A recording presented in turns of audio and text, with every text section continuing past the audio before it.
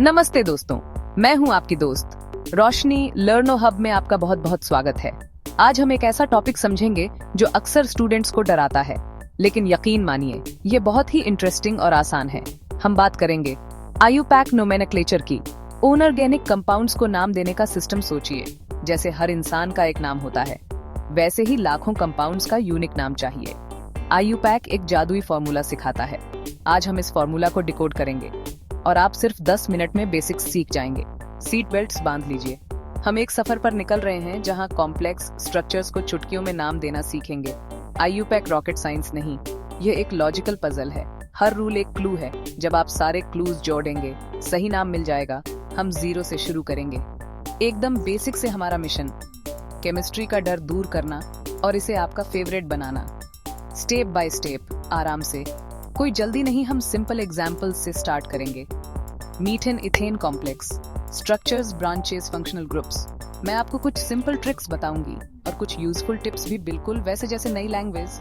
Alphabet words, sentences यहाँ भी, root words, branches जोड़ना और आखिर में पूरे कंपाउंड का नाम लिखना। तो चलिए शुरू करते हैं आईयूपैक नामकरण की ये मजेदार दुनिया। अपना माइंड ओपन रखिए और ध्यान से सुनिए।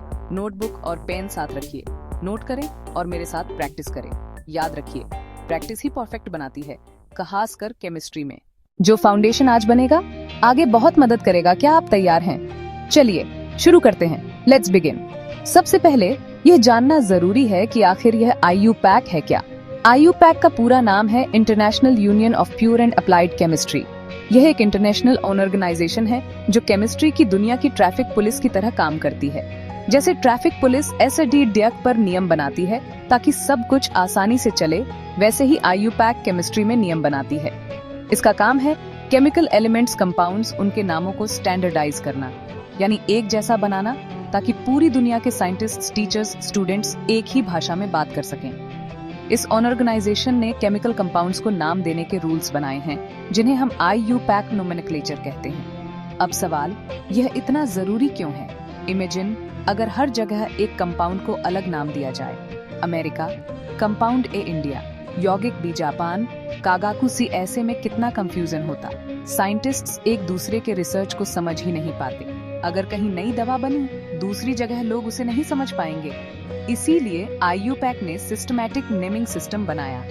सबसे बड़ा फायदा, ये यूनिवर्सल है। दुनिया के किसी भी कोने में 2 मिथाइल प्रोपेन का मतलब वही स्ट्रक्चर होगा।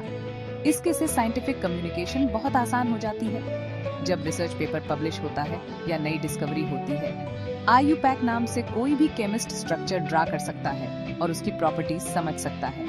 यह बिल्कुल आपके घर के एड्रेस जैसा है। एक यूनिक एड्रेस से पोस्टमैन घर तक पहुंच जाता है, वैसे ही एक यूनिक आईयूपैक नाम से केमिस्ट कंपाउंड तक पहुंच जाता है। इसलिए आईयूपैक नोमेनक्लेचर सीखना सिर्फ एग्जाम के लिए नहीं, बल्कि केमिस्ट्री की भाषा समझने के लिए जरूरी है। यह आपको एक पावर देता है, नाम से स्ट्रक्चर सोचना और स्ट्रक्चर से सही नाम बताना। यह कंपाउंड्स की कुंडली पढ़ने जैसा है।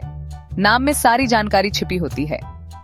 तो आईयूपैक एक टूल है जो पूरी दुनिया के केमिस्ट्स को एक प्लेटफॉर्म पर लाता है और नॉलेज शेयरिंग को आसान बनाता है। अब हम थोड़ा और गहराई में सोचते हैं कि आखिर एक सिस्टमैटिक सिस्टम की जरूरत ही क्यों पीडीडीडी। इनऑर्गेनिक केमिस्ट्री, जो कार्बन के कंपाउंड्स की स्टडी है, उसमें लाखों करोड़ों कंपाउंड्स हैं और हर दिन नए कंपाउंड्स डिस्कवर हो रहे हैं। शुरुआत में जब कंपाउंड्स कम थे, उन्हें उनके कॉमन नामों से जाना जाता था। ये कॉमन नाम अक्सर इस बात पर डिपेंड करते थे कि वो कंपाउंड कहाँ से मिला है या उसकी स्मेल कैसी है।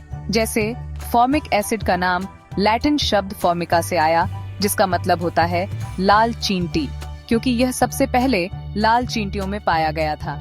इसी तरह सिट्रिक एसिड नींबू जैसे खट्टे फलों में मिलता है। यह कॉमन नाम शुरू में तो ठीक थे, लेकिन जैसे जैसे कंपाउंड्स की संख्या बढ़ने लगी, यह तरीका मुश्किल होता गया। हर कंपाउंड के लिए एक नया कॉमन नाम याद रखना आसान नहीं था। इससे भी बीडीडी समस्या यह थी कि कॉमन नाम से कंपाउंड के स्ट्रक्चर के बारे में कुछ भी पता नहीं चलता था।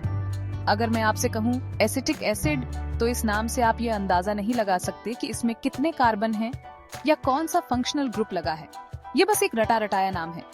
कंफ्यूजन तब और भी आ जाता था जब एक ही मॉलिक्यूलर फॉर्मूला के अलग अलग स्ट्रक्चर्स यानी आइसोमर्स होते थे। उनके कॉमन नाम और भी कंफ्यूजिंग हो जाते थे। यहीं पर IUPAC के सिस्टमैटिक सिस्टम ने एक क्रांति ला दी।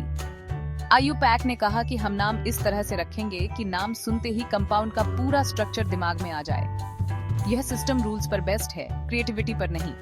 हर नाम के 3 हिस्से होते हैं, प्रीफिक्स, वर्ड, रूट, सफिक्स। इन तीनों हिस्सों में कंपाउंड के बारे में अलग अलग जानकारी छिपी होती है। इस सिस्टमैटिक अप्रोच का फायदा यह है कि आपको लाखों नाम याद नहीं करने पड़ते। आपको बस कुछ रूल्स और 20 से 25 बेसिक टर्म्स याद करनी होती है। यह बिल्कुल मैथ्स के फॉर्मूला की तरह है। अगर आपको a+b का होल स्क्वायर का फॉर्मूला पता है तो आप a और b की कोई भी वैल्यू के लिए आंसर निकाल सकते हैं। ठीक वैसे ही अगर आपको IUPAC के रूल्स पता हैं तो आप किसी भी अनऑर्गेनिक कंपाउंड का नामकरण कर सकते हैं। इसने केमिस्ट्री को लॉजिकल और आसान बना दिया है, जिससे रटने की जरूरत कम हो गई और समझने पर जोर बराज गया। जैसे कि हमने पहले बात की, किसी भी अनऑर्गेनिक कंपाउंड का IUPAC नाम 3 मुख्य हिस्सों से मिलकर बनता है। इन्हें समझना ही IUPAC नोमेनक्लेचर की चाबी है। ये 3 हिस्से हैं, वर्ड, रूट, सफिक्स, प्रीफिक्स। चलिए एक एक करके इन तीनों को आसानी से समझते हैं। इमेजिन कीजिए कि आप एक बिल्डिंग बना रहे हैं। वर्ड रूट उस बिल्डिंग की फाउंडेशन है, सफिक्स उसकी दीवारें और छत है, प्रीफिक्स उसकी डेकोरेशन का सामान है। जब यह तीनों चीजें सही जगह पर लगती हैं, तभी एक पूरा और सही नाम बनता है। सबसे पहले आती है वर्ड रूट। यह नाम का सबसे इम्पोर्टेंट हिस्सा है। वर्ड रूट हमें बताता है कि उस कंपाउंड की मेन कार्बन चेन यानी सबसे लंबी कंटिन्यूअस कार्बन चेन में कितने कार्बन एटम्स हैं। हर कार्बन नंबर के लिए एक स्पेसिफिक वर्ड रूट होता है। 1 कार्बन, मेथ 2 कार्बन, एथ 3 कार्बन, प्रोप। यह नाम की नींव है, जिसके बिना नाम अधूरा है। वर्ड रूट के बाद आता है सफिक्स। सफिक्स वर्ड रूट के बाद जुड़ आता है और 2 तरह का होता है। प्राइमरी सफिक्स हमें बताता है कि मेन कार्बन चेन में कार्बन एटम्स के बीच का बॉन्ड कैसा है। अगर सभी कार्बन एटम्स के बीच सिंगल बॉन्ड है तो हम एन लगाते हैं। अगर कहीं एक भी डबल बॉन्ड आ जाए तो इन लगता है, और अगर कहीं एक ट्रिपल बॉन्ड आ जाए तो आइन लगता है। फॉर एग्जाम्पल, 2 कार्बन की चेन में सिंगल बॉन्ड है तो नाम होगा एथ+एन यानी इथेन। डबल बॉन्ड है तो एथ+इन यानी इथीन। इसके बाद आता है सेकेंडरी सफिक्स। ये तब लगाया जाता है जब कंपाउंड में कोई स्पेशल ग्रुप यानी फंक्शनल ग्रुप जुड़ा हो। फंक्शनल ग्रुप्स कंपाउंड की केमिकल प्रॉपर्टीज डिसाइड करते हैं। अल्कोहल ग्रुप के लिए ON-L लगता है, एल्डिहाइड ग्रुप के लिए अल लगता है, कार्बोक्सिलिक एसिड ग्रुप के लिए ओइक एसिड लगता है। यह हमेशा प्राइमरी सफिक्स के बाद कभी कभी उसे रिप्लेस करके लगता है। अब आखिरी हिस्सा है प्रीफिक्स। प्रीफिक्स वर्ड रूट से पहले लगता है।